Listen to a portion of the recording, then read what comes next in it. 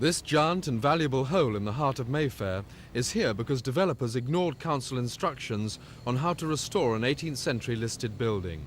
4 months ago, 12 and 13 Bruton Street collapsed during restoration because of unexplained structural failure. It's not the first Mayfair building to collapse. In the past few years, 5 buildings in Mayfair alone have, for unexplained reasons, collapsed. And we hope this is not going to be a trend, but we are concerned if action isn't taken soon, it will be a trend. But we're also conscious of the fact that this is Mayfair, that property values are very high, and it's in some ways convenient for owners to have the buildings fall down, because then they can then rebuild and take advantage of the property values that are made. 24 Hanover Square is another listed building that suffered a collapse during renovation.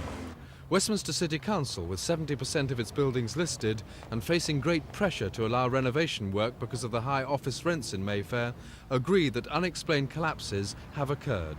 Yes, there have been 5 properties in Mayfair that have collapsed in the course of rehabilitation, but I think you must put that in the context of hundreds of historic buildings in Westminster which in recent years have been refurbished and rehabilitated very successfully indeed.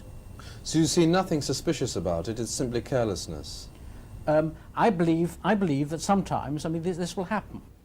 A key condition of the Bruton Street renovation was that drawings should have been submitted to the council showing how the 200-year-old structure would be supported during restoration.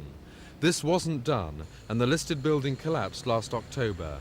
However, Westminster are insisting that the developers rebuild in exactly the same style as before, and that's the rule they're applying to any building that's destroyed when it should have been renovated. Simon Neve in Westminster for Thames News.